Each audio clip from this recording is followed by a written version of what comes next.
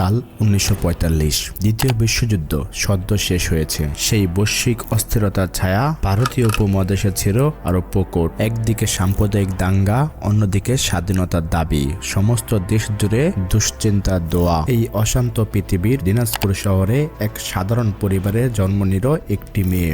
Doctor Abani Goswami নবজাতকের মুখ দেখে বলেছিলেন, এর নাম রাখবেন শান্তি। এই মেয়ে এই অশান্ত পৃথিবীতে শান্তি বয়ে আনবে। কিন্তু পরিবারের পছন্দ অন্য নাম। বাবা ইস্কান্দার মজুমদার তার নাম রাখলেন খালেদা খানম, আর ডাকনাম পুতুল। ছোটকাল থেকে শান্তশিষ্ট জীবনযাপনে অভ্যস্ত খালেদাকে দেখে হয়তো কেউ ভাবেনি একদিন ডাক্তার অবনী গোস্বামীর কথাই সত্যি হবে। সেই খালেদাই হয়ে উঠবেন বাংলাদেশের রাজনীতির এক অদম্য আপসীন নেত্রী। সেই খালেদা খানম জিয়াউর রহমানের সাথে বাধা পড়ে হয়ে ওঠেন খালেদা জিয়া। স্বামী মৃত্যুর পর নেতৃত্ব দিবেন এরশাদ বিরোধী গণ আন্দোলনের। আপসীন নেত্রী তকমা গায়ে জড়িয়ে বসবেন প্রধানমন্ত্রীর মসনদে, হয়ে উঠবেন বাংলাদেশের প্রথম নারী প্রধানমন্ত্রী। আবার দুর্নীতির মামলায় আসামি হয়ে কাটিয়ে দিবেন আমৃত্যু। একটি দেশের ইতিহাসের উত্থান পতনে জড়িয়ে যাবেন তিনি। হয়তো খালেদা খানম কল্পনাতেও এসব চিন্তা করেনি। সাল 2008 জাতীয় নির্বাচনে মাত্র 30টি আসনে জয়লাভ করে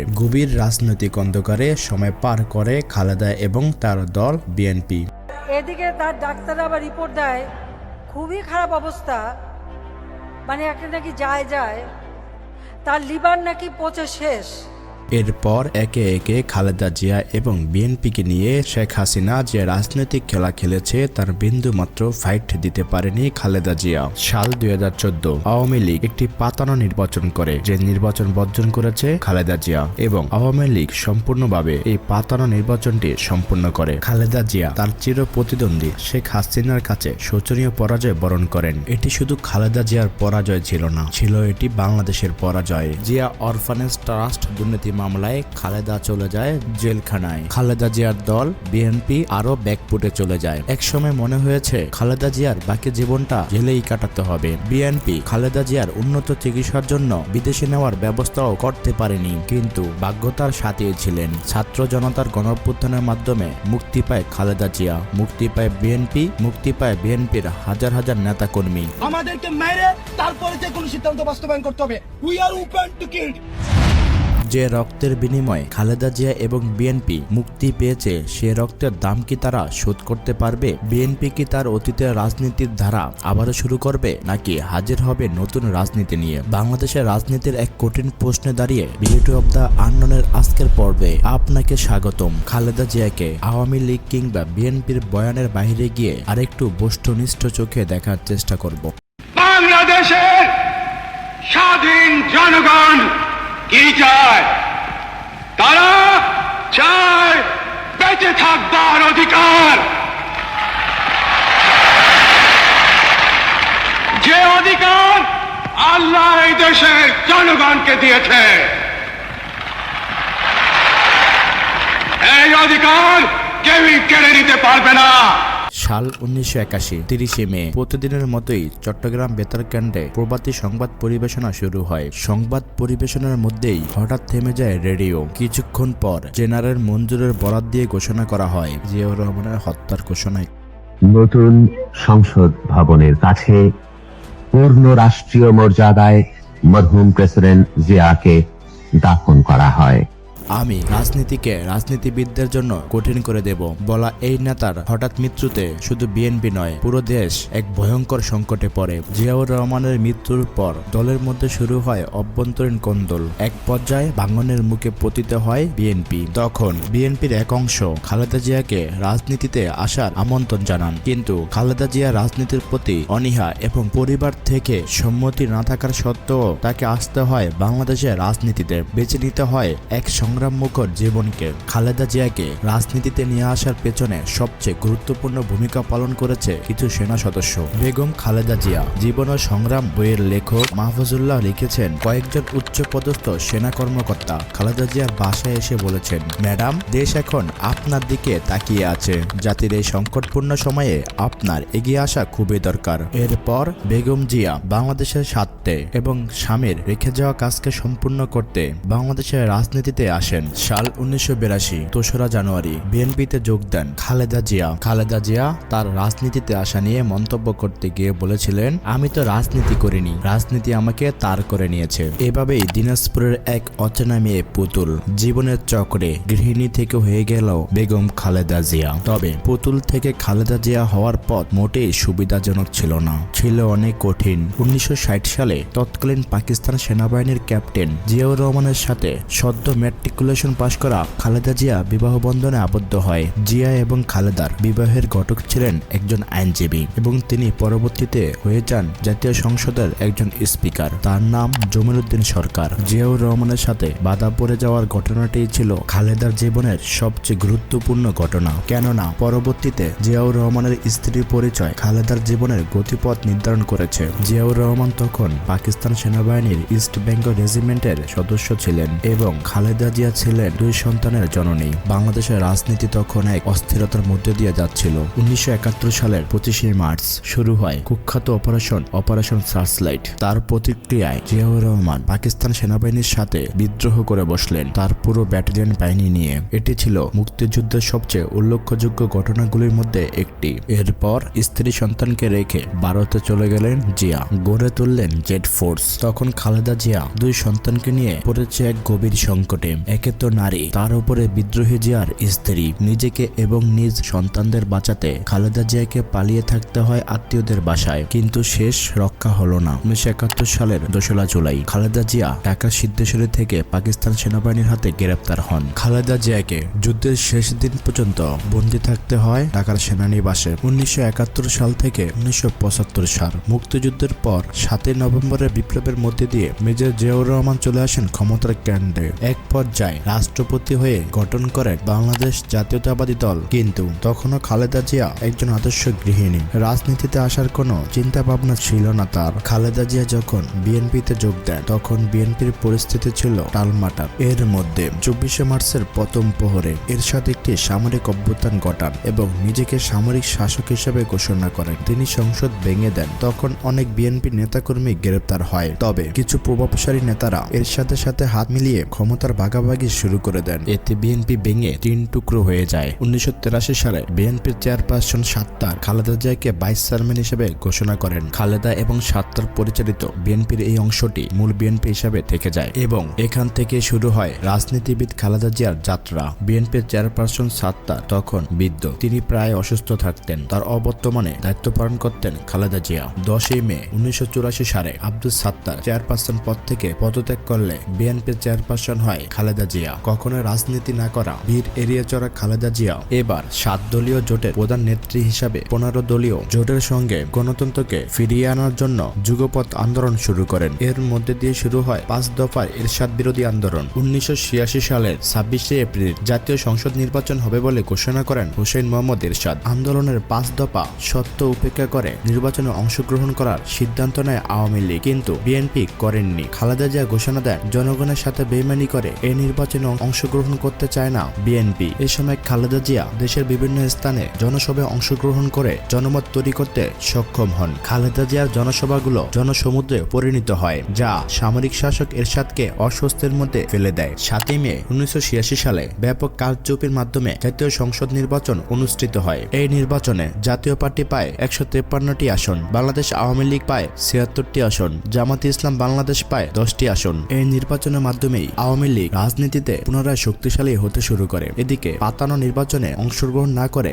আপসী নেত্রী হিসাবে খ্যাতি অর্জন করেন শেখ হাসিনার আওয়ামী লীগ। যখন পার্লামেন্টে বসলেন তখন দেখলেন বিরোধী দলীয় নেত্রী হিসাবে তার ক্ষমতা খুবই সীমিত, বরং আওয়ামী লীগের নির্বাচনে অংশগ্রহণের মধ্যে দিয়ে এরশাদের পাতানো নির্বাচনকে বৈধতা দেওয়া হয়েছে। অথচ এই কথা খালেদা জিয়া নির্বাচনের আগেই বলেছিলেন, তখন শোনেননি আওয়ামী লীগ। কিছুদিন যেতে না যেতেই আবারও শেখ হাসিনা এরশাদ বিরোধী আন্দোলনের ঘোষণা করেন। এরশাদ বিরোধী আন্দোলনে বিএনপি যখনই সরকারের বিরুদ্ধে হার্ডলাইনে যাওয়ার ঘোষণা দিয়েছিল, ঠিক তখন থেকেই দলের ভিতর থেকে ষড়যন্ত্রের শিকার হয় বিএনপি। খালেদা জিয়া তখন বুঝতে পারে ঘরের মধ্যে অনেক শত্রু আছে, তাই তিনি ভেতরকার সমস্যা সমাধানের চেষ্টা করেন। খালেদা জিয়া বিএনপির স্থায়ী কমিটি বিলুপ্ত ঘোষণা করেন, ভেঙে দেন কার্যনির্বাহী কমিটিও। খালেদা জিয়া দল থেকে বিশ্বাসঘাতকদের বের করে দিয়ে বিশ্বস্ত মানুষদের দিয়ে দল সাজান। খালেদা জিয়া বললেন, যারা বিএনপিতে থেকে সরকারের সাথে হালুয়া রুটি ভাগাভাগিতে ব্যস্ত তাদের দলে থাকার প্রয়োজন নেই। 1990 সালের ডিসেম্বরে এরশাদ বিরোধী আন্দোলন চরমে পৌঁছায়। গণ আন্দোলনের মুখে এরশাদ 4 ডিসেম্বর পদত্যাগের ঘোষণা দেন। সুপ্রিম কোর্টের বিচারপতি শাহাবুদ্দিন আহমেদের অন্তর্বর্তীকালীন সরকার 27 ফেব্রুয়ারি নির্বাচনের ঘোষণা দিলে আমার কিছু চাই না, আমি এখন জনগণের জন্য, দেশের জন্য, মানুষের জন্য কাজ করতে চাই। আমার প্রধানমন্ত্রী হওয়ার কোনো শখ নেই, জনগণের সরকার প্রতিষ্ঠিত হবে, সেটাই আমার একমাত্র লক্ষ্য উদ্দেশ্য। খালেদা জিয়া বিরামহীনভাবে সারা দেশে সমাবেশ করতে থাকেন। 5 দিনের নির্বাচনী সফরে 4টি জেলায় 71টি জনসভায় ভাষণ দেন। নির্বাচনের আগে ফেব্রুয়ারি মাসে 2 সপ্তাহে 201টি সভা করেন খালেদা জিয়া। এর ফলাফল ও নির্বাচনের পরে পরিলক্ষিত হয়। 27 ফেব্রুয়ারি নির্বাচনে বিএনপি পায় 140টি আসন, বাংলাদেশ আওয়ামী লীগ পায় 88টি আসন, জাতীয় পার্টি পায় 35টি আসন, জামায়াতে ইসলাম বাংলাদেশ পায় 18টি আসন। নির্বাচন শেষে দেখা গেল খোদ শেখ হাসিনা ঢাকার 2টি আসনে পরাজিত হয়েছেন, জয়ী হয়েছেন শুধু গোপালগঞ্জের আসনে। অথচ অন্যদিকে খালেদা জিয়া 5টি আসনে নির্বাচন করে প্রতিটি আসনেই বিজয়ী হয়েছেন। 20 মার্চ খালেদা জিয়া বাংলাদেশের প্রথম নারী প্রধানমন্ত্রী হিসেবে শপথ নেন। একজন পুরোদস্তি গৃহিণী থেকে খালেদা জিয়া হয়ে উঠলেন বাংলাদেশের সবচেয়ে শক্তিশালী ব্যক্তি। কিভাবে সম্ভব হয়েছে এই জনপ্রিয়তা? কেবল কি শুধু জিয়াউর রহমানের আকাশচুম্বী জনপ্রিয়তাই তার এই অর্জনের প্রধান কারণ? খালেদা জিয়ার রাজনৈতিক জীবনকে আরো শক্তিশালী করার পেছনে জিয়াউর রহমানের পরিচয় অবশ্যই গুরুত্বপূর্ণ ভূমিকা পালন করেছে। কিন্তু 91 নির্বাচনে জয় শুধু জিয়াউর রহমানের ইমেজ দিয়ে অর্জন করা সম্ভব ছিল না। 82 থেকে 90-এ রাজনীতির মাঠে ঘুরে ঘুরে খালেদা জিয়া একজন পুরোদস্ত রাজনীতিবিদ হয়েছেন। তার অক্লান্ত পরিশ্রম বিএনপিকে বাংলাদেশের প্রত্যন্ত গ্রাম পর্যন্ত জনপ্রিয় করে তুলেছেন। তিনি হয়ে উঠেছেন বাংলাদেশের প্রত্যেক মানুষের কাছে এক আপোষের নেত্রী। নির্বাচনের সময় বিএনপির পক্ষে গণজোয়ার সৃষ্টিতে খালেদা জিয়া 1800-এরও বেশি জনসভায় এবং পথসভায় বক্তৃতা দিয়েছেন। একদিনে সর্বোচ্চ 38টি জনসভায় বক্তৃতা দেওয়া এবং 48 ঘন্টা পর্যন্ত ঘুমহীন কাটানোর রেকর্ড রয়েছে খালেদা জিয়া। তার এই নিরন্তর ছুটে চলা 91 নির্বাচনে বিএনপিকে বিজয় এনে দিয়েছিল। বাংলাদেশের ইতিহাসে 1991 সালের নির্বাচন খুবই গুরুত্বপূর্ণ। 1974 সালে সংবিধানের 4র্থ সংশোধনীর মধ্যে দিয়ে সংসদীয় সরকার ব্যবস্থা বিলুপ্ত করা হয়, যা 1991 সালের নির্বাচনের পর দ্বাদশ সংশোধনীর মাধ্যমে সংসদীয় সরকার ব্যবস্থা পুনঃপ্রবর্তিত হয়। দলীয়ভাবে রাষ্ট্রপতি শাসিত সরকার ব্যবস্থা পছন্দ হলেও বিরোধী দল ও দেশের গণতন্ত্রের জন্য খালেদা জিয়া নিজেই 2 জুলাই দ্বাদশ সংশোধনীয় বিল সংসদে উত্থাপন করেন, যা 337:0 ভোটে পাশ হয়েছিল। খালেদা জিয়া ক্ষমতা গ্রহণের পর থেকেই ধীরে ধীরে তার নির্বাচনী ইস্তেহারগুলো পূর্ণ করার দিকে মনোযোগ দেন। কিন্তু তার ক্ষমতা গ্রহণের মাত্র 39 দিনের মাথায় বাংলাদেশে হানা দেয় প্রলয়নকারী ঘূর্ণিঝড় ও জলোচ্ছ্বাস, যা সাইক্লোন অফ 1991 নামে পরিচিত। লক্ষাধিক মানুষ নিহত হয়, ভিটাবাড়ি হারায় লক্ষ লক্ষ মানুষ। খালেদা জিয়া দৃঢ়তার সাথে ঘূর্ণিঝড়ের ক্ষয়ক্ষতি সামাল দেয়। বিদেশি রাষ্ট্রগুলোর কাছে সহযোগিতা চাইলে সবাই সহযোগিতার হাত বাড়িয়ে দেয়। বাংলাদেশের ইতিহাসে সেই প্রথমবারের মতো ত্রাণ সামগ্রী নিয়ে কোনো দুর্নীতি হয়নি। 1992 সালে আওয়ামী লীগ সরকারের বিরুদ্ধে অনাস্থা প্রস্তাব উত্থাপন করলে খালেদা জিয়া সংসদে দাঁড়িয়ে ব্যক্তি খালেদা জিয়ার জনপ্রিয়তা যাচাইয়ের জন্য ওপেন চ্যালেঞ্জ দিয়ে বলেন, যেখানে খুশি জনসভার ব্যবস্থা করুন, লো কানুন। প্রধানমন্ত্রী হিসাবে নয়, খালেদা জিয়া হিসাবে আমি সেখানে যাব। লোকদের কাছে জিজ্ঞেস করুন কার জনপ্রিয়তা বেশি। আমি আপনাদের ওপেন চ্যালেঞ্জ দিচ্ছি। বস্তুত খালেদা জিয়ার জনপ্রিয়তা তার সময়ে যে কোনো নেতার চেয়ে অনেক বেশি ছিল। তিনি 5টি সংসদ নির্বাচনে মোট 23টি সংসদীয় আসনে নির্বাচন করে প্রতিবারই বিজয় হয়েছেন, যা একটি অনন্য রেকর্ড। খালেদা জিয়ার প্রধানমন্ত্রীত্বের প্রথম মেয়াদের পুরোটা জুড়েই বিরোধী দল আওয়ামী লীগ সরকারকে চাপে রাখতে ব্যাপক তৎপরতা চালায়। যে সকল আশা নিয়ে 91 এর নির্বাচন হয়েছে তা সরকার গঠন করার পর বাস্তবায়ন করা হয়নি। দেশ সেই পুরনো নিয়মেই চলতে থাকলো, সেই মাঠ দখল, সেই পেশি শক্তির ব্যবহার। 1994 সালের মাগুরার একটি উপনির্বাচনের ব্যাপক কারচুপির অভিযোগকে কেন্দ্র করে শুরু হলো নিরপেক্ষ সরকারের অধীনে পরবর্তী সংসদ নির্বাচনের আন্দোলন। তখন পর্যন্ত তত্ত্বাবধায়ক সরকার নিয়ে কোনো আলাপ ছিল না সংবিধানে। খালেদা জিয়া সরকার বিরোধী দলের দাবিকে সংবিধান পরিপন্থী বলতে থাকে। 1995 সাল জুড়ে এই ইস্যুকে কেন্দ্র করে হরতাল, অবরোধ, অস্থিরতা চলতেই থাকে। আওয়ামী লীগ, জাতীয় পার্টি এবং জামায়াতে ইসলামী যৌথ আন্দোলনের পরও 1996 সালের 15 ফেব্রুয়ারি নির্বাচন হয় এবং নির্বাচনে জয়লাভ করে দ্বিতীয়বারের মতো প্রধানমন্ত্রী হিসেবে শপথ গ্রহণ করেন খালেদা জিয়া। কিন্তু তাকে হার মানতে হয় বিরোধী দলের আন্দোলনের মুখে। খালেদা জিয়ার রাজনৈতিক জীবন যদি পর্যালোচনা করা হয় তবে 96 সালের নির্বাচনেই তার রাজনৈতিক চরিত্রের সবচেয়ে বড় কালিমা। সম্ভবত 90-এর গণ অভ্যুত্থানের যে স্পিরিট, তার সবচেয়ে বড় খেলাপও ছিল খালেদার বিএনপির সেই পদক্ষেপ। সাংবাদিক মাহফুজুল্লাহ মনে করেন, সেই সময় যদি খালেদা জিয়া সংসদ ভেঙে দিয়ে আগাম নির্বাচন দিত তাহলে হয়তো আবারও নির্বাচিত হয়ে আসতেন তিনি। খালেদাকে এই ভুলের বছরের মাসুল দিতে হয় পরাজয় দিয়ে। ঘর গোছানোর দায়িত্ব থেকে একেবারে দেশ গোছানোর দায়িত্ব পেয়ে বসেন তিনি। খালেদা জিয়ার সরকারের কিছু কার্যকর অর্থনৈতিক পলিসির কারণে দেশের অর্থনীতিতে খানিকটা স্বস্তিও ফিরেছিল। এরপর খালেদা দেখেন ক্ষমতার উল্টো পিঠ। চির প্রতিদ্বন্দ্বী শেখ হাসিনার নেতৃত্বাধীন পার্লামেন্টে খালেদা বসেন বিরোধী দলীয় নেত্রীর আসনে। পার্বত্য চট্টগ্রাম শান্তি চুক্তি ও ভারতকে ট্যানজিট দেওয়াকে কেন্দ্র করে সরকারের তীব্র সমালোচনা করতে থাকেন খালেদা জিয়া। খালেদা জিয়া শেখ হাসিনার সরকারের বিরুদ্ধে দেশের সার্বভৌমত্বকে বিক্রি করে দেওয়ার অভিযোগ তোলেন। তিনি বন্ধ করছেন। যদি আপনি আমাকে আটক না করেন, তাহলে আমরা বাধ্য হব আটক করতে।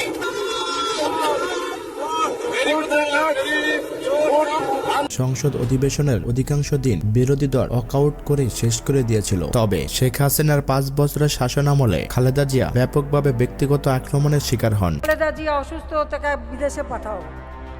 আল্লাদের আর শেষ নাই। যখন জিয়া রহমান ঘরে তুলতে চায়নি, প্রতিদিন তো আমাদের বাসার যে কান্নাকাটি করতাম। আমার বাবার বদৌলতে তুমি জিয়া রহমানের স্ত্রী হিসেবে পরিচয় দিতে পেরেছো।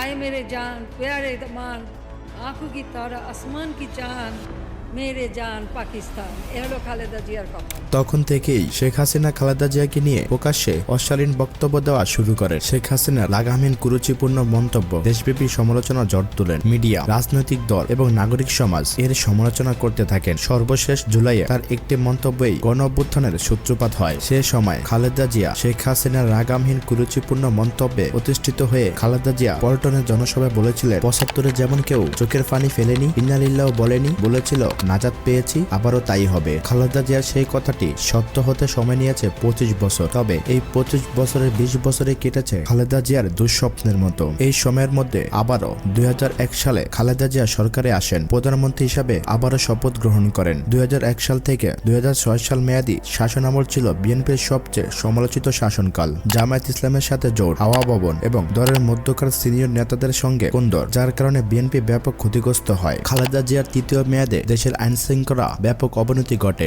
সন্ত্রাসী কার্যক্রম বাড়তে থাকে। সরকারি অনেক প্রভাবশালী নেতার ছত্রছায়া বাড়তে থাকে। চাঁদাবাজি ও টেন্ডারবাজি। কুখ্যাত হয়ে ওঠে হাওয়া ভবন। ছায়া সরকারের ভূমিকায় অবতীর্ণ হয় তারেক রহমান পরিচালিত একটি বলয়, যার কারণে তারেক রহমানকে কেন্দ্র করে বিএনপির সিনিয়র নেতৃত্বের সাথে অচিরেই খালেদা জিয়ার মনোমালিন্য হয়, যা পরবর্তী সময়ে বিএনপিকে বেশ ভুগিয়েছে। খালেদা জিয়াও আমেরিকার প্রেসক্রাইব করা ওয়ার অন টেররের চক্করে পড়ে সন্ত্রাস দমনের জন্য গঠন করে র্যাব। সারা দেশে র্যাবের পরিচালিত অভিযানে বিএনপির সমর্থক অনেক ক্যাডারও ক্রসফায়ারে মারা যায়। সর্বশেষ 1/11-এর সময়ও শেখ হাসিনা পরবর্তী শাসনামলে র্যাব হয়ে যায় বিএনপির জন্য ত্রাস। যেন নিজের হাতে গড়া শিশুই যেন দানব হয়ে গিলতে চায় খোদ বিএনপিকে। বিএনপির সময় অপারেশন ক্লিন হার্টের মধ্যে দিয়ে ক্রসফায়ারের একটি কালচার তৈরি হয়, যার খেসারত দিতে হয় খোদ বিএনপিকে। 2005 সালের 17 আগস্ট প্রধানমন্ত্রীর চীন সফরে থাকাকালীন সময়ে একযোগে 63 জেলায় বোমা হামলা হয়। 2005 সালে সারা দেশে গ্রেনেড ও বোমা হামলায় 62 জন সহ অন্যান্য সন্ত্রাসী হামলায় 30 জন নিহত হয়। এরই পরিপ্রেক্ষিতে আইন প্রয়োগকারী সংস্থাগুলোর হাতে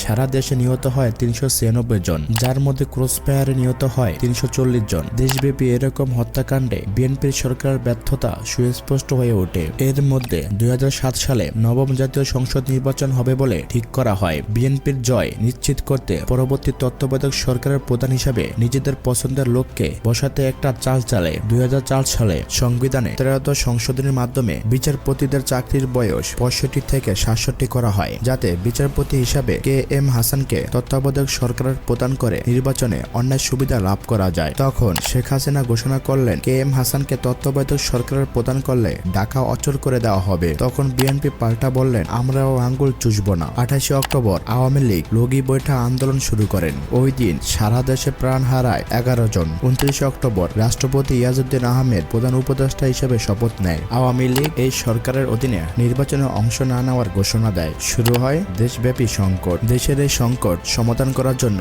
বিদেশি দূতাবাসগুলো তৎপর হয়ে ওঠে। মার্কিন সমর্থন নিয়ে 3 বাহিনীর প্রধান সহ কয়েকজন প্রভাবশালী সামরিক এবং বেসামরিক কর্মকর্তা 11 জানুয়ারি বিকালে বঙ্গভবনে গিয়ে ইয়াজউদ্দিন আহমেদকে প্রধান উপদেষ্টা পদ থেকে পদত্যাগ করিয়ে জরুরি অবস্থা জারি করে এবং ডক্টর ইউনূসকে অন্তর্বর্তীকালীন সরকারের প্রধান উপদেষ্টা হিসেবে প্রস্তাব করা হয়। তিনি এই প্রস্তাব প্রত্যাখ্যান করেন। করেন। তখন ফখরুদ্দিন আহমেদকে প্রদান করে একটি তত্ত্বাবধায়ক সরকার গঠন করা হয়। বাংলাদেশের রাজনৈতিক ইতিহাসের সংকটময় এই অধ্যায়টি 111 নামে পরিচিত। ফখরুদ্দিন আহমেদের সেনা সমর্থিত সরকার দুর্নীতির বিরুদ্ধে অভিযান পরিচালনা করেন। এই অভিযানের মাধ্যমে ব্যাপক দরপাকড় শুরু করেন। 8 মার্চ 2007-এ দুর্নীতির অভিযোগে গ্রেপ্তার হন তারেক রহমান। তার কয়েক মাস পরেই গ্রেপ্তার হন খালেদা জিয়া। এর মধ্যে খালেদা জিয়াকে বিদেশে পাঠানোর চেষ্টা চলতে থাকে, কিন্তু খালেদা জিয়া দলীয় নেতাকর্মীদের রেখে দেশ ত্যাগ করতে রাজি ছিলেন না। দেশের বাইরে আমার কোনো ঠিকানা নেই, এটাই হলো আমার ঠিকানা। এই দেশ, এই দেশের মাটি, মানুষই আমার সবকিছু, কাজে আমি দেশের বাইরে যাব না। 29 ডিসেম্বর 2008 সালে নির্বাচন অনুষ্ঠিত হয়। খালেদা জিয়া জানতেন তিনি জিতবেন না, তবে মাত্র 30টি আসন পাবেন এটা কখনই কল্পনা করেননি। সেই পরাজয়ের গোরখদাতা থেকে বিএনপি মুক্তি পায়নি। সর্বশেষ মুক্তি পায় জুলাই আন্দোলনের মধ্যে দিয়ে। জুলাইয়ের ছাত্র জনতার আন্দোলন মুক্তি দেয় খালেদা জিয়াকে, মুক্তি দেয় খালেদার বিএনপিকে, মুক্তি দেয় বিএনপির অসংখ্য নেতাকর্মীদের। 2024 সালে জুলাই আগস্ট ছাত্র জনতার গণ অভ্যুত্থানে শেখ হাসিনা সরকারের পতন হলে 5 আগস্ট রাষ্ট্রপতি মোহাম্মদ শাহাবুদ্দিনের আদেশে বিএনপির চেয়ারপারসন ও সাবেক প্রধানমন্ত্রী বেগম খালেদা জিয়াকে মুক্তি দেওয়া হয়। 6 আগস্ট আনুষ্ঠানিকভাবে তার মুক্তির বিষয়টি নিশ্চিত করা হয়। 2025 সাল ছিল বাংলাদেশের রাজনীতি ছিল ঘটনাবহুল। বছর শেষের ঠিক আগের দিন অর্থাৎ 30 ডিসেম্বর মারা যান 3 বারের প্রধানমন্ত্রী খালেদা জিয়া। তিনি ঢাকার এবারকেয়ার হাসপাতালে চিকিৎসাধীন অবস্থায় মারা যান। মৃত্যুকালে তার বয়স ছিল 80 বছর। খালেদা জিয়ার মৃত্যুতে বাংলাদেশের অন্তর্বর্তী সরকার 3 দিনের রাষ্ট্রীয় শোক এবং 1 দিনের সাধারণ ছুটি ঘোষণা করেন। এখন প্রশ্ন হচ্ছে,